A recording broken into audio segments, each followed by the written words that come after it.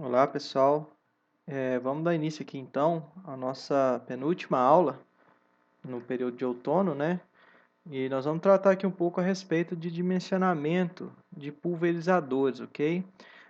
Na verdade, essa aula de hoje é uma aula bem introdutória, viu, pessoal? Até mesmo porque ninguém aqui às vezes vai precisar dimensionar um pulverizador, né? A gente basicamente compra, né, um modelo já dimensionado, né, um modelo já comercial, então a gente raramente vai estar diante de uma situação que careça de fato de um desenvolvimento, né? Então nós vamos passar aqui com a intenção de mostrar para vocês os caminhos, né? Qual que é o norte que o pessoal segue aí, né? O que, que deve ser observado para dimensionar um pulverizador agrícola, né? Então no final nós vamos fazer um exemplo de cálculo, ok? Inclusive é para um pulverizador muito simples, é um pulverizador de tipo mangueira, mas é para a gente ter de fato essa ideia, ok?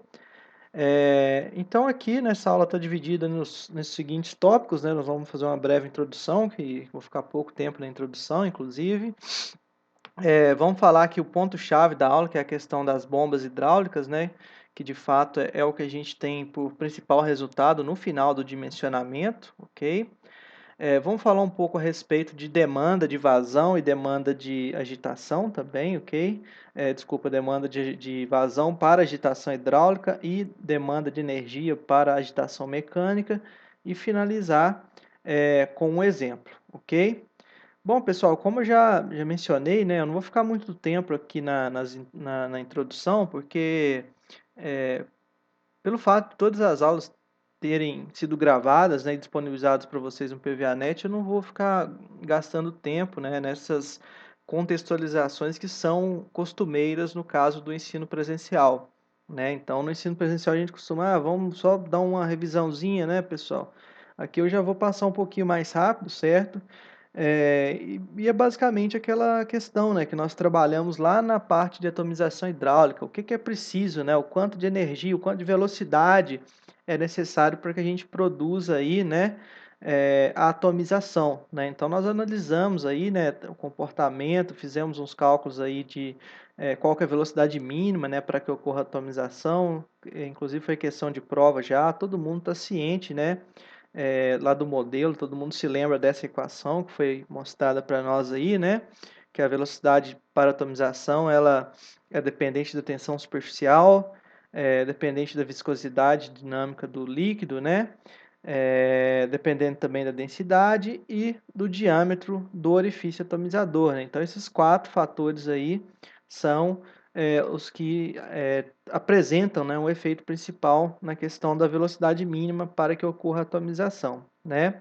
Vimos também, né, que com base nessa velocidade mínima e no conhecimento das características hidráulicas do orifício, nós conseguimos calcular, né, na verdade, estimar a vazão, né, de uma determinada ponta, tanto em metro cúbico por segundo, litro por minuto, né, pessoal? Isso é só questão de conversão. Então, lembrando, né, que o produto entre a velocidade do jato e a área da seção, ela vai fornecer a vazão teórica, né, e aplicando-se aqui a correção do coeficiente de descarga, né, que ele vai envolver aí também o coeficiente de velocidade, né, e o coeficiente de contração. Então, a gente já debateu isso aqui também, ok? Aqui o método, né, para estimativa do coeficiente de descarga, a equação que já foi trabalhada também, aqueles dados que precisam ser levantados para chegar na curva, né, onde nós vamos tirar lá o fator K. Então, nós precisamos fazer aqui basicamente um teste, né, submeter um orifício hidráulico, uma ponta, por exemplo, né, a diferentes pressões, a gente faz um escalonamento de pressões aqui. Vamos obter, então, a respectiva vazão, né, em cada uma dessas pressões. Depois geramos uma terceira coluna, que na verdade é simplesmente a raiz quadrada da primeira, né, a raiz quadrada da pressão.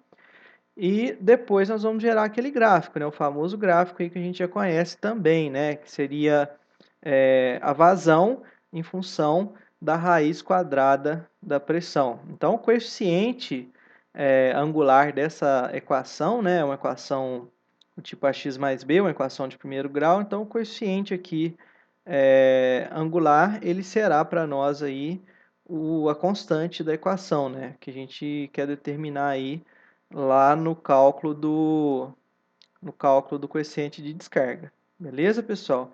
Acho que aí todo mundo lembra, né? Então, conforme já mencionado, eu não vou ficar muito tempo, pessoal, nessa quesito aqui, ok? E nós vamos passar direto para o que interessa, né? Começar falando aí a respeito de bombas hidráulicas. Por que que o dimensionamento, né? Eu até citei isso já.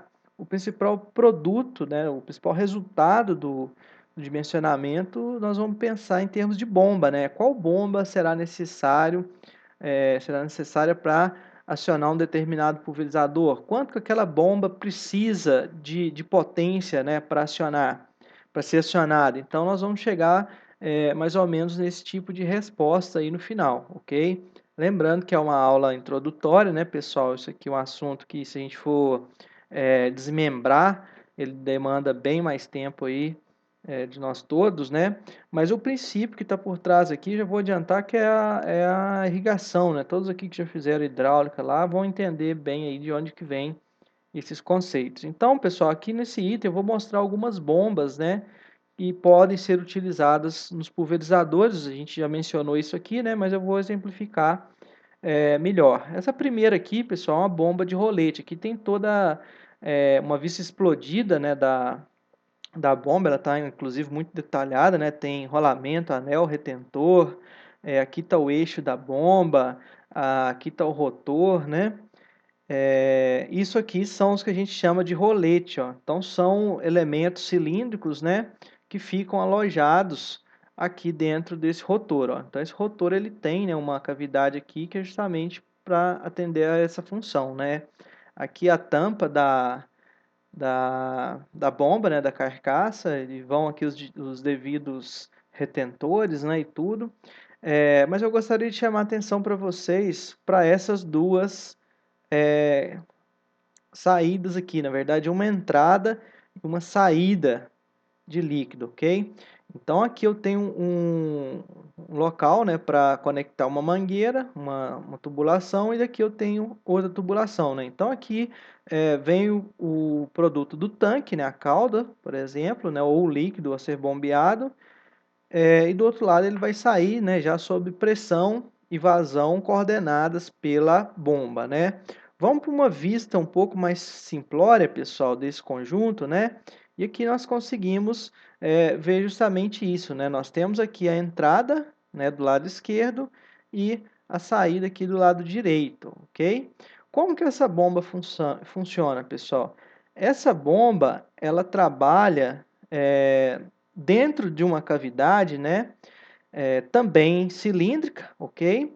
O rotor é cilíndrico, porém a gente consegue identificar aqui, ó, que o rotor ele atua em uma posição excêntrica à cavidade que ele está alojado. Vocês perceberam? Olha que o espaço aqui é maior do que o espaço aqui de cima, ó, né? Então isso aqui ele vai ser um mecanismo, né, excêntrico em relação à caixa que ele está alojado aqui.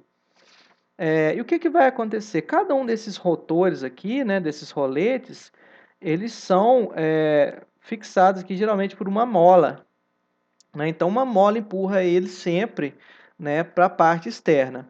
Aí o líquido chega nessa região, ele fica prensado, né, nesse momento aqui, inclusive, ele fica prensado entre essas duas cavidades aqui, ó. Vocês estão conseguindo identificar? É só ir acompanhando a seta, né, ó. Então, olha o que acontece. Aqui a entrada era maior, né? O espaço era maior, o líquido adentrou aqui e já ficou preso, né, pelo rolete. Na medida que continua a revolução do rotor, né, que aqui está chamado de impeller, o que acontece? A distância do rotor para a parede, ó, vai diminuindo. Então, aquele líquido que ficou confinado aqui num espaço maior, ok, gente? Ele vai sofrendo o quê? Ele vai sofrendo um aumento de pressão, recebendo, na verdade, um aumento de pressão, né? Em razão da redução desse volume aqui que existe entre dois roletes, ó, ok? Olha quando chega nessa condição aqui, ó, que está próximo à porta de saída, né? O espaço que o líquido tem entre os roletes aqui é bem menor. Isso aí é que proporciona o aumento da pressão do líquido, ok? Então esse é o funcionamento aí, né, de forma bem básica de uma bomba de rolete, ok? Outra bomba também famosa que tem muita utilidade lá na irrigação, né, é a bomba intitulada aí como bomba centrífuga, né? Então o nome ele já indica aí que o funcionamento dela, né, a pressurização do líquido vai ser de forma centrífuga, né? E como isso vai acontecer, pessoal? Eu vou mostrar aqui primeiro uma vista lateral, certo? Para facilitar. Esse tubo que está para cima, certo? Deixa eu colocar o pincel aqui, ó. Esse tubo para cima aqui, ó, ele é o de descarga, ou seja, ele vai liberar, né, a vazão, ele vai ser responsável por conduzir a vazão do líquido, né, já sob pressão aqui, ok? A sucção, ela ocorre nessa parte aqui, ó, certo? Então, a entrada do líquido na bomba ocorre, né, de forma paralela ao eixo do rotor. Ó. Vocês estão vendo aqui, ó? Então, voltando nessa figura aqui, ó, o líquido, ele entra aqui, ó, ok? Entra aqui e sai por aqui. Todo mundo está conseguindo identificar aqui, ó, que esse rotor ele é cheio de elementos aí que lembram bastante hélices, né? Então essas hélices servem justamente para impulsionar o líquido, né? Esse líquido entra na parte central, sofre uma aceleração pelo efeito centrífugo, né? E é então liberado aqui na parte de cima, ó, né? Conforme está indicado aqui no sistema, né? Nesse esquema aqui, ó. Então o líquido ele é acelerado, né? Tem uma porção aqui menor, né? Ó, assim como tinha lá no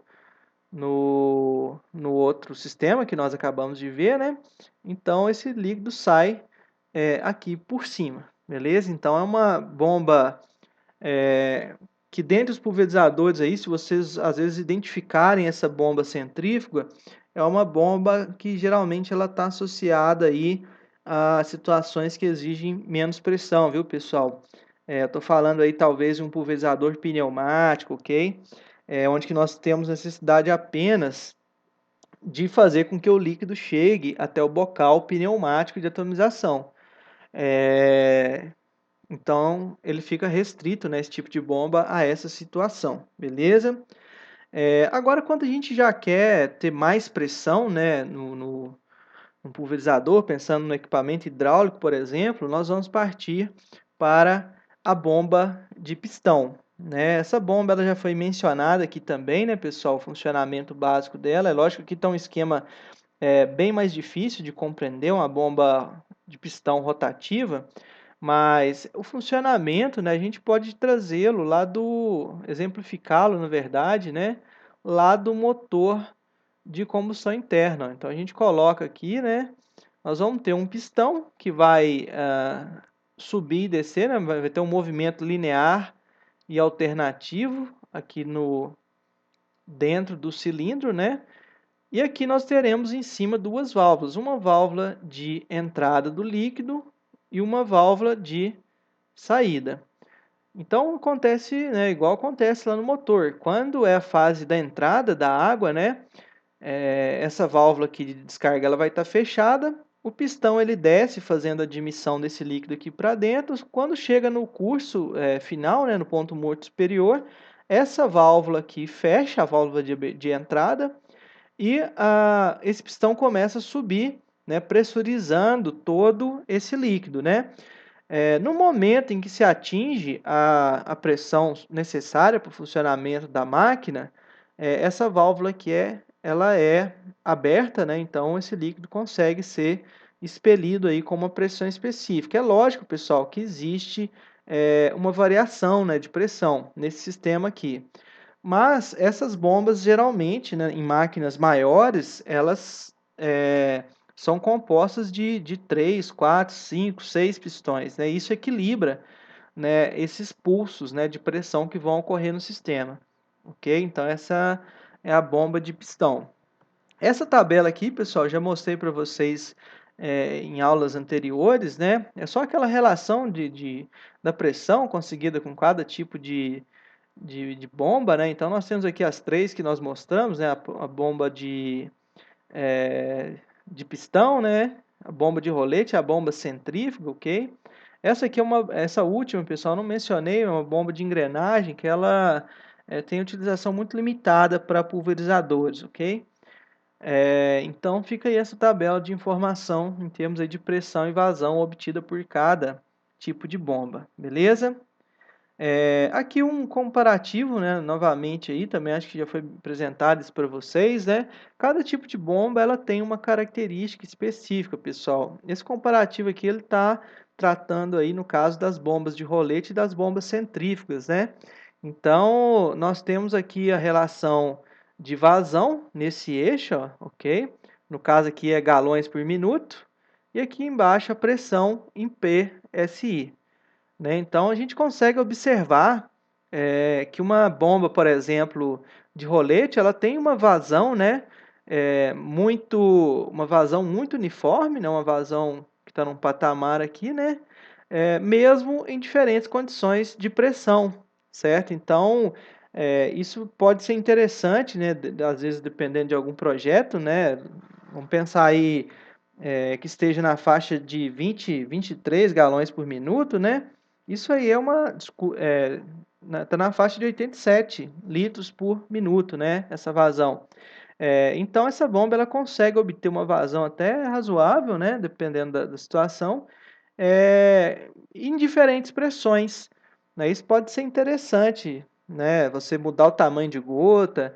Agora já a bomba centrífuga, né? Por isso que ela não tem muita utilidade né, muito utilizada em pulverizadores hidráulicos, né? Ela tem uma característica de ter uma queda de vazão com aumento da pressão, né? Então a gente, para conseguir mais vazão e mais pressão, a gente tem que aumentar muito a rotação do conjunto, e isso vai, obviamente, resultar num aumento, né, de energia, né? O sistema vai demandar mais energia, ok?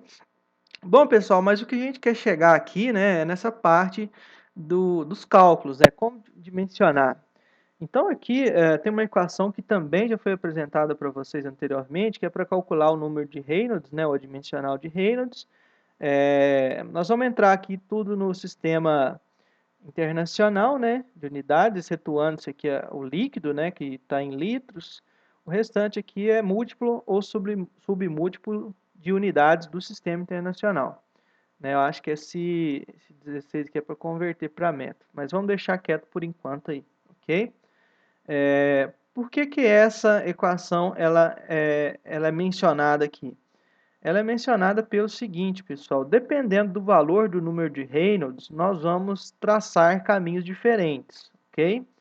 Mas eu já adianto para vocês que geralmente quando, né, nós trabalhamos com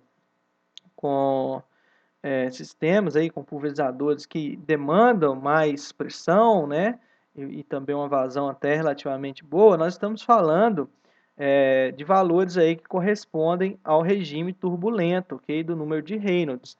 Então, tá aqui a faixa acima dos 4.000, né? Então, esse aí é o regime, né, mais utilizado aí nessa situação, ok? Mas nada impede que vocês utilizem esse sistema para situações em que o número de Reynolds é abaixo de 2.000, beleza? Bom, vamos lá. O que acontece? Se o número, esse número de Reynolds, né, ele vai ter uma influência muito grande na hora de se calcular a chamada perda de carga. Acho que todo mundo aqui já tem uma ideia do que seja o perda de carga, né? Acho que, inclusive, foi assunto em alguma aula nossa síncrona, alguém mencionou isso aí. Vamos presumir ali, pessoal, se a gente tem uma mangueira, né, infinitamente grande, uma mangueira de 100 metros, né? E nessa mangueira de 100 metros nós vamos colocar 100 pontas hidráulicas. Acho que todo mundo vai entender, né, que na ponta de entrada da mangueira, né, por onde entra o líquido, aquela ponta posicionada ali, ela vai ter uma pressão maior, né, do que a última pressão que está posicionada lá na outra extremidade da mangueira, né? Então isso aí, essa perda, né, de pressão, a gente chama de perda de carga, né? Então tem a perda de carga total, que seria a diferença entre a primeira, né, entrada do trecho e o final do trecho, e a perda de carga unitária é basicamente a perda de carga total dividido pelo comprimento da mangueira, ou comprimento da tubulação, ok? E para calcular essa perda de carga, né, nós vamos utilizar aí novamente, né, de algumas propriedades dos líquidos, né? Nós vamos utilizar aí novamente a viscosidade dinâmica, ok? Então nós temos aqui o ΔP é a perda de carga total, ok? O Mi aqui é a viscosidade dinâmica em megapascal por segundo, me desculpe, vezes segundo. Q maiúsculo é vazão em litros por minuto, D é o diâmetro da tubulação em milímetros, e o L é o comprimento da tubulação, ok? Aqui está em metros, né, do jeito que essa equação está, que ela está ajustada. Agora, pessoal, então esse aqui nós vamos utilizar, né, em situações aí que o regime seja laminar, né, para valores, né, do número de Reynolds aí abaixo de 2.000.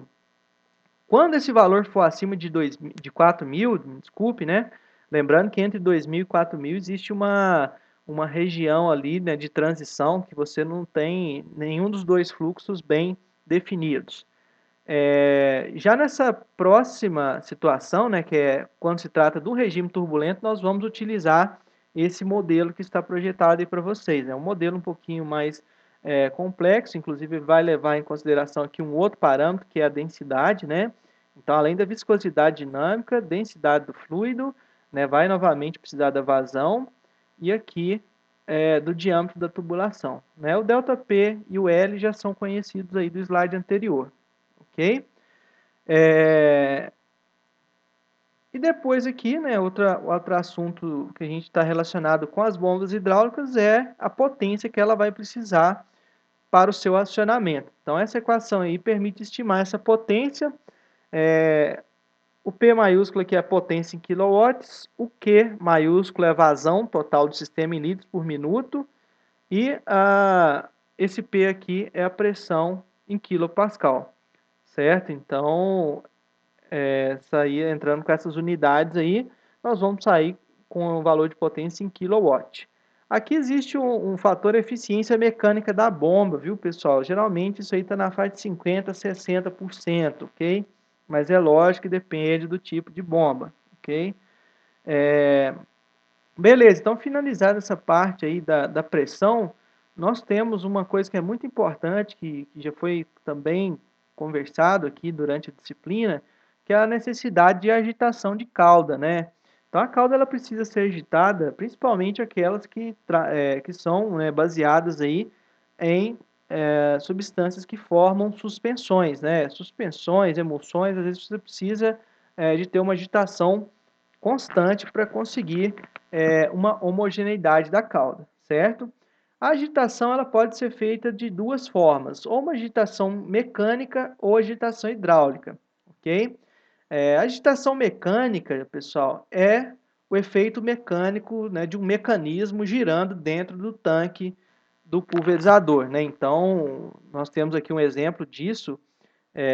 Temos um eixo, ó, certo? Um eixo passante aqui, ele está posicionado dentro do tanque do pulverizador e ele tem pás agitadoras, né, que estão fixadas no próprio eixo, né? E com a rotação desse eixo, essas pás vão agitar a cauda, né, e manter ela homogênea, ok? Bom, para calcular aqui, né, nós precisamos saber que, na verdade, uma velocidade mínima para que a agitação seja eficiente, viu, pessoal? Não basta a gente colocar um sistema para mexer lá e esse sistema não for bem dimensionado. Ele tem que estar bem dimensionado para ser eficiente e efetivo, né, para desempenhar essa função. Então na verdade existe uma série de equações, né, eu estou mostrando aqui para vocês uma bem simples, que ela leva em consideração, ó, a altura do líquido acima do eixo, né, então de acordo com o desenho do seu tanque e com o posicionamento que o eixo vai ter, né, você vai identificar a altura que o líquido fica acima do eixo é tantos milímetros, ok? Então é esse valor de A aqui. R é a largura total das pás, dividido pelo comprimento do tanque, ok? Como que seria isso aqui, pessoal? Imagine que cada uma das pás tenha uma largura de 10 centímetros. Né? Então, vocês vão pegar um tanque que tenha 4 pás, então esse tanque ele tem uma largura total das pás de 40 centímetros. Né? Então, você vai pegar isso e dividir pelo comprimento do tanque, beleza?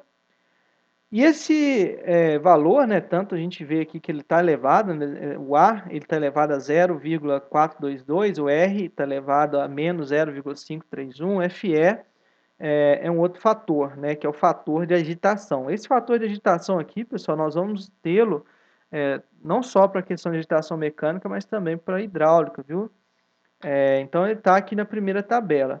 De acordo com a configuração da cauda, né, que você está utilizando, você vai ter um fator de agitação, né, que é esse fator FE aí que foi mencionado, ok?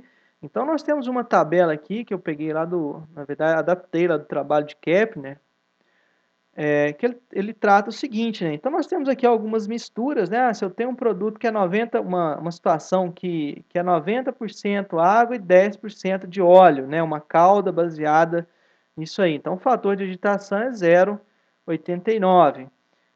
Uma calda feita praticamente com água, né? Então esse fator passa a ser 0,50.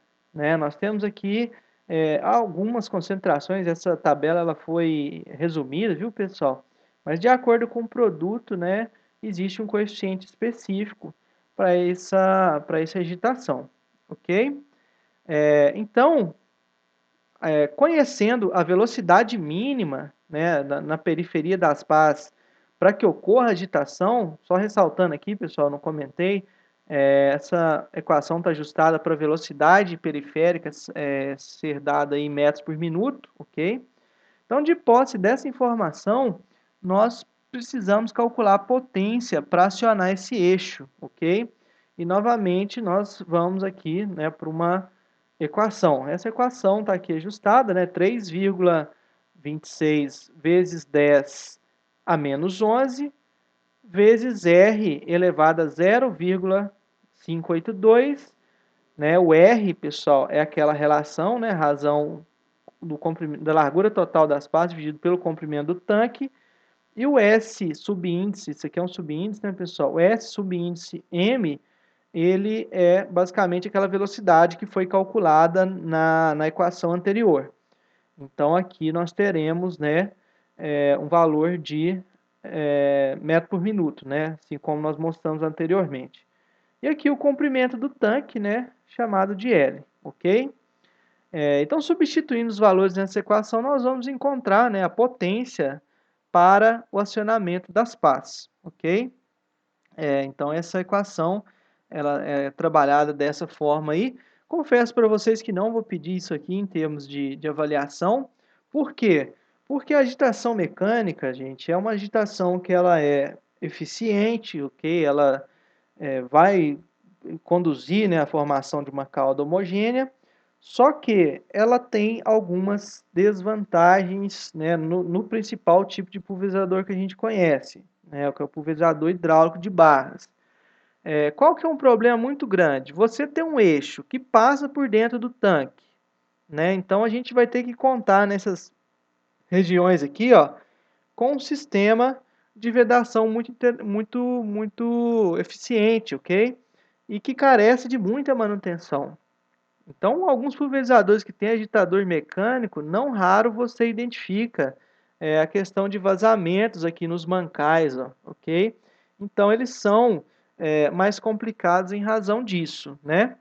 E, por outro lado, nós temos também que a agitação hidráulica, que nós vamos falar aqui agora, ela consegue fazer aí um trabalho fantástico, né? Então, utilizando a própria pressão da bomba, que já está ali para colocar energia mesmo, para fragmentar as gotas, nós conseguimos fazer a agitação da cauda. Então, com o mesmo sistema, né, um mecanismo a mais que nós vamos precisar, né, cabe ressaltar isso aqui também. Então, eu vou ficar mais focado com vocês aqui nessa questão, ok? Então, agitação hidráulica, né? Então, nós vamos ter aí um modelo que eu coloquei aqui, pessoal, que é um modelo para caudas aí que formam basicamente emulsões, né? Então, nós teremos aqui a vazão necessária para a recirculação, né, que é o Q subíndice M, vai ser igual a 3.830 vezes V maiúsculo, que é o volume do tanque em metro cúbico. FE nós já conhecemos, né, que é aquele fator de agitação, ele é um valor adimensional. E o P aqui é a pressão total do sistema, né? Essa pressão ela vai elevado a 0,56, ok? Quando nós estamos trabalhando com outro tipo de formulação, que é o tal do pó molhável, que a gente já sabe as características, né? A equação passa a ser essa aí, né? O que antes era 3.830, né? O valor passa agora a ser 1.380, ok? E o elevado aqui a 0,56, que era no anterior, né, se eu não me engano, ele passa a ser 0,30, beleza? Então, substituindo, né, os valores de interesse nessa equação, nós vamos conseguir calcular a necessidade de recirculação. Né? Acho que todo mundo nesse ponto já deve ter entendido qual que é essa necessidade. Né? É uma vazão que eu tenho que ter ali retornando para o tanque, ok, pessoal?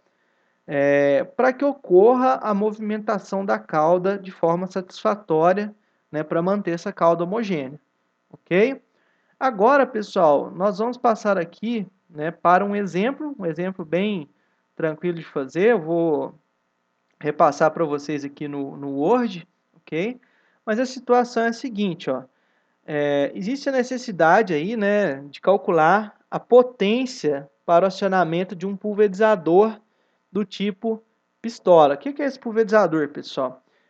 Na aula anterior, eu falei para vocês a respeito daquelas carriolas, né, que são pulverizadores hidráulicos, na verdade, né? Então, aquelas carriolas, você tem uma mangueira ali com comprimento suficiente para a sua instalação, né? E você vai desenrolando e consegue, né, com o carrinho fixo, fazer a cobertura, fazer a aplicação em todo o seu abrigo, né, em todo o seu armazém, por assim dizer. Então, esse, né, é o tipo de equipamento que está sendo utilizado aqui no exemplo, né? Então, foram passados os seguintes dados. Bom, a pressão de trabalho aqui, pessoal, 1,375 megapascal, ok? A vazão necessária lá na ponta da pistola é de 15 litros por minuto. O diâmetro interno da mangueira, viu, pessoal, que leva até a lança, lá onde vai fazer a aplicação, é de 2,54 centímetros, né, 1 polegada. O comprimento da correia 50 metros, a capacidade do tanque 375 litros, viu, pessoal? Isso aí, no caso, seria o tanque total do equipamento, né? A eficiência da bomba, ela vai de 50% a 60%, né, que a gente vai dimensionar aqui. Nós podemos já pensar em atribuir algum valor, né? E a viscosidade do fluido é aqui 0,98 megapascal segundo, ok? Ficou um item para trás aqui, pessoal, mas ele é bem interessante, que nós vamos considerar 20% a mais de vazão nesse projeto, ok? Por que que nós vamos considerar 20% a mais? Por causa do desgaste da bomba, certo? Então, quando a bomba, né, vai trabalhando, obviamente ela vai perdendo a capacidade de bombear. Então, já sabendo disso, nós vamos colocar um adicional aí para poder fazer, né, com que essa bomba dimensionada dure mais tempo ali, né, executando a sua função, ok? Agora eu vou pegar aqui um arquivo do Word, né, vou colocar aqui, né, para tentar facilitar essa questão aí para vocês. Olha, pessoal, já falei que eu não tenho os recursos, né, aquela mesa digitalizadora, então eu faço dessa forma aqui, ó. O que é o primeiro passo que vocês vão fazer? Né, o primeiro passo, eu vou colocar tentar dar um enter aqui. Primeiro passo, vocês vão calcular o adimensional de Reynolds, certo? Então, substituindo esses valores aqui na equação, por exemplo, vamos lá, nós temos aqui 4, o C ele é uma constante, 16,67, ok? Rho é a densidade, Q maiúsculo é vazão em litros por minuto, π é o π, μ é a viscosidade dinâmica e D é o diâmetro da tubulação, certinho? Então, substituindo esses valores aqui, pessoal, assumindo que a densidade da água, né, seja aí de aproximadamente 1.000 kg por metro cúbico, ok? Que ficou faltando um menos aqui, viu, pessoal? Então, nós já temos, substituímos aí a constante, temos a densidade da água, a vazão, que é o Q maiúsculo, 15 litros por minuto, né, que é a vazão necessária no projeto. Porém, pessoal, nós precisamos lembrar, né, que nós vamos colocar 20% a mais, ó, por isso que esse 1,2 aqui na frente. Ó.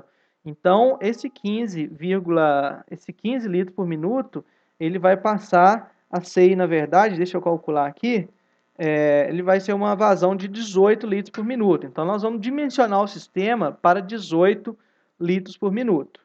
Aqui embaixo nós temos ó, o 0,98, que é a viscosidade, né, o valor de π já está aqui, e aqui o diâmetro da tubulação, o diâmetro interno. Chegamos então ao valor de Reynolds, né, de 15.348, então regime turbulento. Daí nós vamos pegar e adotar aquela metodologia de perda de carga, que no caso é a equação ajustada, né, para trabalhar nessa situação de regime turbulento, que é essa que está aqui. Ó. Então, o segundo passo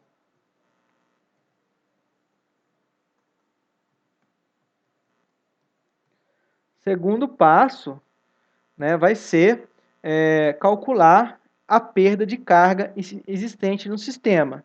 Aí vocês vão já entender por que é necessário calcular essa perda de carga, viu, pessoal? Vamos lá, então, utilizando essa equação aqui, né, que é para essa situação específica de perda de carga, de regime turbulento, mas aí, o que já vai acontecer aqui? Ó? Nós vamos substituir os valores, né? Substituímos aqui a viscosidade dinâmica, 0,98 megapascal segundo, 1.000 kg por metro cúbico elevado a 0,75, né? Que é a densidade elevada a 0,75. Aqui nós temos novamente ó, a vazão vezes 1,2, né? Ou seja, vazão mais 20% da vazão, né? Que vai dar 18 litros por minuto, ok? E aqui embaixo, o diâmetro da tubulação elevado a 4,25. Então, pessoal, fazendo esses cálculos aí, né, nós devemos chegar numa perda de carga de 0,922 kPa por metro. Né? Então, na verdade, aqui nós chegamos, né, a um valor aqui em megapascal. Né? Se vocês fazerem aqui resolverem essa equação, será dado um valor em megapascal. Porém, pessoal, é necessário, né, simplesmente converter isso aqui, para ficar mais fácil a gente trabalhar, ok? Então, nós passamos aqui para quilopascal. Quer dizer que cada metro de mangueira existe uma perda de pressão de 0,922 kPa. Ok, qual que vai ser a perda total no sistema, pessoal? Qual que vai ser a pressão total, desculpa, no sistema? Né? Obviamente, vai ser a pressão que nós temos por pressão de trabalho, que é essa aqui, ó, vocês estão vendo? Ó? Nós precisamos de 1,375 megapascal de pressão, ok? E nós precisamos também de uma pressão suplementar na bomba para justamente conseguir contornar essa perda de carga que existe no sistema, né? Então, essa vai ser a nossa pressão total. Vamos pegar a pressão necessária no sistema, mais a pressão proveniente da perda de carga. Então, de onde que veio esse 49,49? Se vocês pegarem, né, e multiplicarem esse valor aqui, ó, o 0,922, multiplicá-lo pelo comprimento da tubulação, que é de 50 metros, nós vamos chegar aí num valor de 49,49 kPa. Ok? Espera aí que eu acho que tem um valor errado aqui na minha conta. Vamos ver. Pessoal, não repara não que já é sexta-feira, quase 8 horas da noite. Então, vezes 50. Aqui tá dando 46, viu, pessoal? É bom que a gente corrige aqui, ó. 46,1 kPa. Então, o resultado aqui, né, na verdade, ficaria mais 46,1. Então, aqui dá 1421,1. Então, esse valor aqui, né, é o valor da pressão de funcionamento da bomba mais a pressão que vai ser perdida aí ao longo da tubulação, ok?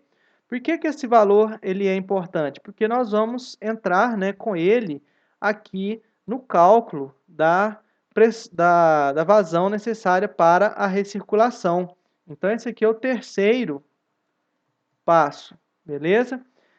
No terceiro passo, então, nós vamos substituir. O que é o V maiúsculo? É a capacidade do reservatório do pulverizador, né, que no caso é de 375 litros ou 0,375 metros cúbicos, né? A pressão ela está aqui embaixo, viu, pessoal? Vamos corrigir isso aqui, é 1421,1 elevado a 0,3, porque aqui no caso nós estamos trabalhando com, pelo jeito que está ajustado aí, pessoal, é um pó molhável, viu? Então nós estamos utilizando a equação do pó molhável. E substituímos aqui esse valor então, né? Temos a constante aqui. E o 0,68. Eu vou voltar lá na tabela, pessoal, para mostrar para vocês o 0,68. No caso aí, é uma calda que ela é formada por 40% de óleo, né? 40% de óleo, 59,9% de água e 0,1% de emulsificante, né? Então, nesse caso, o fator de agitação necessário é 0,68, ok? Vamos voltar aqui então para o Word, né? Então está aqui o valor 0,68. Então esse valor necessário aí, né, de vazão de recirculação, vou ter que calcular de novo aqui, 0,375 0,68 dividido por 1421,1 elevado a 0,3 vezes 13,80 vai dar aqui, né, 39. Deixa eu ver se eu estou certo aqui, pessoal, só um instante.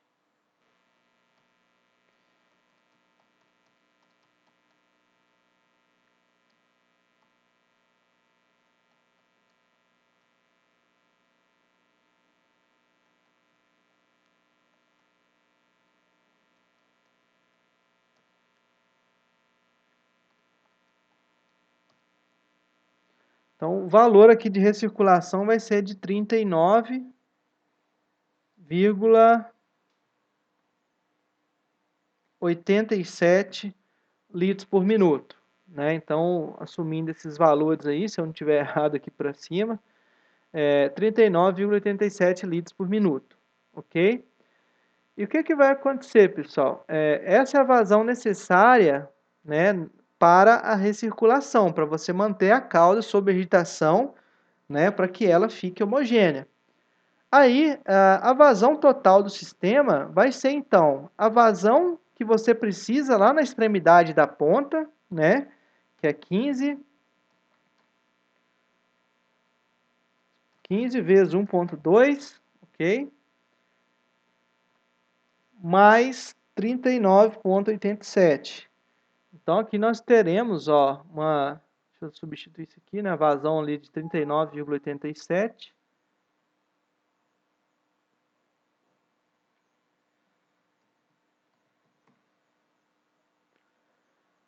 Chegaremos aqui a um valor de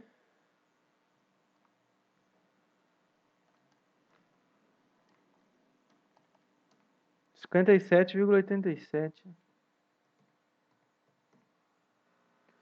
Ok, pessoal? Então, isso aqui é a vazão necessária em litros por minuto, a vazão total necessária no pulverizador, ok?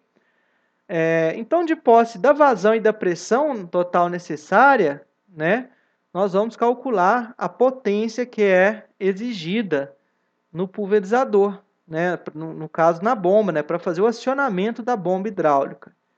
Então, aqui nós vamos substituir, né, os 57,87, substituir aqui essa nova pressão, né, que é de 1421,1.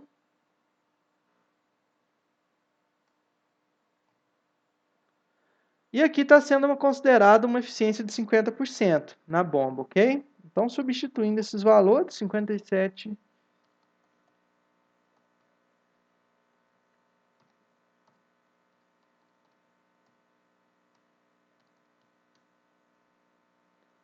nós chegamos aqui a um valor de 2,74 kW.